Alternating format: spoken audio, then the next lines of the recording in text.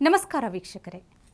ಇತ್ತೀಚಿನ ದಿನಗಳಲ್ಲಿ ನನ್ನ ಪ್ರೊಫೆಷನಲ್ ದಿನಚರಿ ಆರಂಭ ಆಗ್ತಾ ಇದ್ದಿದ್ದೇ ಅವರ ಧ್ವನಿಯಿಂದ. ಟಿವಿ ವಿಕ್ರಮ, ಚಂದನ ಹೀಗೆ ಹಲವಾರು ವಾಹಿನಿಗಳಲ್ಲಿ ನಿರೂಪಕಿಯಾಗಿ ಕೆಲಸ ಮಾಡ್ತಿರೋ ನನಗೆ ಮೆಟ್ರೋ ಅನ್ನೋದು ನಿತ್ಯ ಸಂಗಾತಿ. ಮೆಟ್ರೋ ರೈಲು ಹತ್ತೋ ಕ್ಷಣದಿಂದ ಇಳಿಯೋ ಕ್ಷಣದ ತನಕ ನನ್ನ ಜೊತೆ ಇರ್ತಾ ಇದ್ದಿದ್ದು ಅಪರ್ಣಾ ಅವರು ತಮ್ಮ ಧ್ವನಿಯ ಮೂಲಕ. ನನ್ನಂಥ ನಿರೂಪಕಿಯರಿಗೆ ಗುರುಸ್ಥಾನದಲ್ಲಿ ತಮ್ಮ ಕೊನೆಯ ದಿನದ ತನಕ ತಾವು ಅಳಿದ ನಂತರ ಕೂಡ ದಾರಿ ದೀಪ ಆಗಿ ನಿಂತಿರೋರು ಅಪರ್ಣಾ ಅವರು. ಇವತ್ತು ನಿಮ್ಮೆದುರು ಪ್ರತಿದಿನ ನಾನಾಗಲಿ, ನನ್ನಂಥ ಹಲವಾರು ನಿರೂಪಕಿಯರು, ವಾರ್ತಾವಾಚಕಿಯರು, ಸಂದರ್ಶಕಿಯರು ಕನ್ನಡದಲ್ಲಿ ಇಷ್ಟರ ಮಟ್ಟಿಗೆ ಮಾತಾಡ್ತಾ ಇದ್ದೀವಿ ಅಂದರೆ ನಮ್ಮಂಥ ಏಕಲವ್ಯರ ಸೃಷ್ಟಿಗೆ ಕಾರಣ ಅಪರ್ಣಾ ಅನ್ನೋ ದ್ರೋಣ. ನಮ್ಮೆಲ್ಲರಿಗೂ ಒಂದರ್ಥದಲ್ಲಿ ಮಾನಸ ಗುರು ಅವರು. ಅವರಿಗೆ ಒಂದು ಭಾವಪೂರ್ಣ ಶ್ರದ್ಧಾಂಜಲಿ ಅರ್ಪಣೆ ಮಾಡದೆ ಹೋದರೆ ಅದು ನಮ್ಮ ವೃತ್ತಿಗೆ ನಾವು ಮಾಡೋ ಅಪಚಾರ, ಈ ಮಾಧ್ಯಮಕ್ಕೆ ನಾವು ನೀಡೋ ಅಗೌರವ, ಈ ಕನ್ನಡ ನಾಡಿಗೆ ನಾವು ತೋರೋ ನಿರ್ಲಕ್ಷ್ಯ ಅಂತ ನಾನು ಭಾವಿಸ್ತೀನಿ. ಹಾಗಂತ ವೀಕ್ಷಕರೇ, ಅವರಿಗೆ ನುಡಿನಮನ ಸಲ್ಲಿಸೋದಕ್ಕೆ ನಿಜವಾಗ್ಲೂ ನನಗೆ ಪದಗಳ ಕೊರತೆ ಕಾಣ್ತಾ ಇದೆ. ಯಾಕಂದರೆ ಕನ್ನಡದ ಪದಭಂಡಾರ, ಪದ ಸ್ಪಷ್ಟತೆ, ಶಿಷ್ಟತೆ ಎಲ್ಲವೂ ಅಪರ್ಣಾ ಅವರ ಸ್ವಂತ ಆಸ್ತಿನೇ ಆಗಿತ್ತು. ಅವರು ಮಾತಾಡೋ ಒಂದಂಶದಷ್ಟು ಅದ್ಭುತ ಕನ್ನಡ ನಮಗೆ ಬಂದು ಬಿಟ್ಟರೆ ಅದು ನಮ್ಮಂಥ ನಿರೂಪಕಿಯರಿಗೆ ಬದುಕು ಸಾರ್ಥಕ ಅನ್ನೋ ಭಾವವನ್ನು ತಂದುಕೊಡುತ್ತೆ. ಇಡೀ ರಾಜ್ಯಕ್ಕೆ ಗೊತ್ತಿರೋ ಅಪರ್ಣಾ ಅವರ ಬಯೋಡೇಟಾ ಹೇಳೋದಕ್ಕೆ ನಾನು ಈ ನುಡಿನಮನ ಕಾರ್ಯಕ್ರಮವನ್ನು ಮೀಸಲಿಡೋದಿಲ್ಲ. ಅದು ವಿಕಿಪೀಡಿಯಾ ಹೊಕ್ಕರೂ ಸಿಗುತ್ತೆ, ಸೋಷಿಯಲ್ ಮೀಡಿಯಾದಲ್ಲಿ ಒಂದು ರೌಂಡ್ ಹೊಡೆದ್ರೂ ಸಿಗುತ್ತೆ. ನಾನು ಅಪರ್ಣಾ ಅನ್ನೋ ಪಾಸಿಟಿವ್ ಎನರ್ಜಿ ಬಗ್ಗೆ ಮಾತಾಡೋಕ್ಕೆ ಹೊರಟಿದ್ದೀನಿ.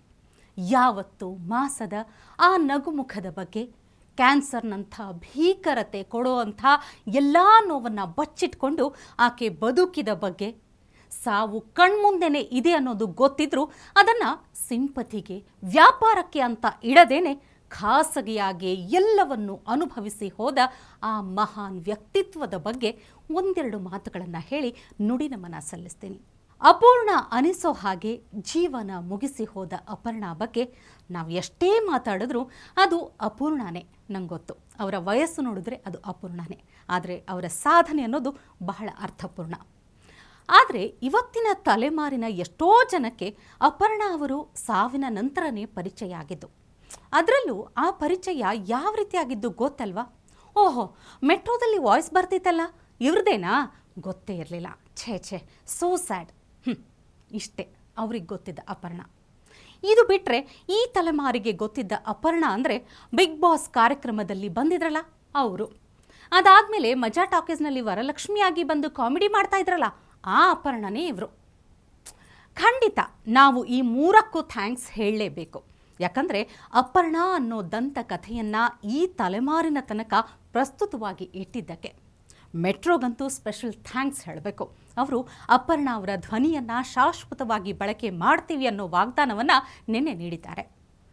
ನಮಗೆ ಬಿಗ್ ಬಾಸ್ ಅಥವಾ ಮಜಾ ಟಾಕೀಸ್ನ ಕಂಟೆಂಟ್ಗಳ ಬಗ್ಗೆ ಏನೇ ತಕರಾರಿರಬಹುದು, ಆದರೆ ಅಪರ್ಣಾ ಥರದ ಕಲಾವಿದರ ಇನ್ನೊಂದು ಮಜಲನ್ನು, ಪ್ರತಿಭೆಯನ್ನು ಅನಾವರಣ ಮಾಡಿದ್ದಕ್ಕೆ, ಇವತ್ತಿನ ದಿನಕ್ಕೂ ಅವರನ್ನು ಪ್ರಸ್ತುತವಾಗಿ ಇಟ್ಟಿದ್ದಕ್ಕೆ ಆ ಕಾರ್ಯಕ್ರಮಗಳಿಗೆ ಧನ್ಯವಾದ ಹೇಳಲೇಬೇಕು. ಆದರೆ ಅಪರ್ಣಾ ಅಂದರೆ ಬರೀ ಇಷ್ಟೇನಾ? ಆಕೆ ಶುದ್ಧ ಕನ್ನಡದ ರಾಯಭಾರಿ.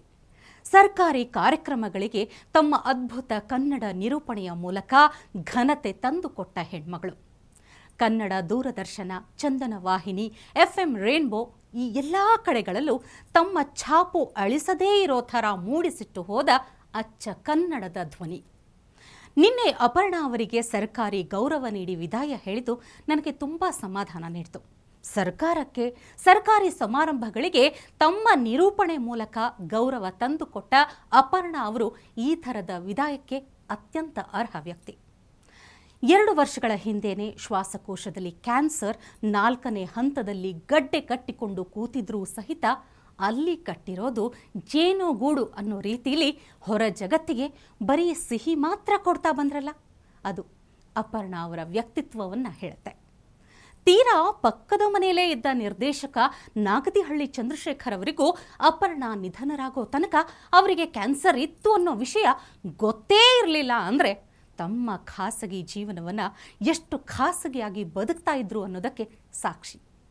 ಹೊರ ಜಗತ್ತಿಗೆ ಏನು ಹೇಳಬೇಕು, ಎಷ್ಟು ಹೇಳಬೇಕು ಅನ್ನೋದು ಅಪರ್ಣಾ ಮತ್ತು ಅವರ ಪತಿ ವಸ್ತಾರೆ ಅವರಿಗೆ ತುಂಬ ಸ್ಪಷ್ಟತೆ ಇತ್ತು.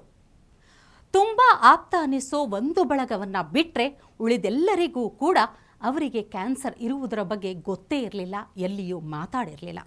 ಅಪರ್ಣಾ ಅವರ ಪತಿ ಮಾತಾಡಿದ ಆ ವಿಡಿಯೋ ನೋಡಿದ್ರೆ ನಿಮಗೂ ಅರ್ಥ ಆಗತ್ತೆ ಅವರಿಬ್ಬರ ದಾಂಪತ್ಯ ಎಷ್ಟು ಡಿವೈನ್ ಆಗಿತ್ತು. ಇಬ್ಬರೂ ಸೇರಿ ಹೇಗೆ ಕ್ಯಾನ್ಸರ್ ವಿರುದ್ಧ ಬಡಿದಾಡಿದ್ರು. ನಿಜವಾಗ್ಲೂ ಎಮೋಷ್ನಲ್ ಮಾಡುತ್ತೆ ವಸ್ತಾರೆಯವರ ಮಾತುಗಳು. ತುಂಬ ಘನತೆಯಿಂದ ಬದುಕಿದ ಜೀವವನ್ನು ಅಷ್ಟೇ ಘನತೆಯಿಂದ ಕಳಿಸ್ಕೊಟ್ರು ವಸ್ತಾರೆಯವರು. ಖುದ್ದು ಆರ್ಕಿಟೆಕ್ಟ್ ಆಗಿರೋ ವಸ್ತಾರೆ ಹವ್ಯಾಸದಿಂದ ಅದ್ಭುತ ಬರಹಗಾರ ಕೂಡ. ಕವಿ ಮನಸ್ಸಿನ ಬರಹಗಾರ, ಕವಿ ಹೃದಯದ ನಿರೂಪಕಿ. ಯಾಕೆ ಬಂತಪ್ಪ ಇವರ ಮಧ್ಯೆ ಈ ಕ್ಯಾನ್ಸರ್ ಅನ್ನೋ ಶತ್ರು?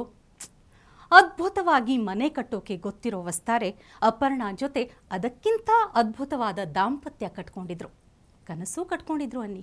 ಅಪರ್ಣಾ ಇಲ್ಲದ ವಸ್ತಾರೆಯವರು ನಿಜವಾಗ್ಲೂ ಅಪೂರ್ಣ. ಜಗತ್ತಿನಲ್ಲಿ ಈಗ ನಿರೂಪಣಾ ಶೈಲಿ ಬದಲಾಗಿ ಹೋಗಿದೆ. ಅಬ್ಬರಕ್ಕೆ ಹೆಚ್ಚಿನ ಬೆಲೆ.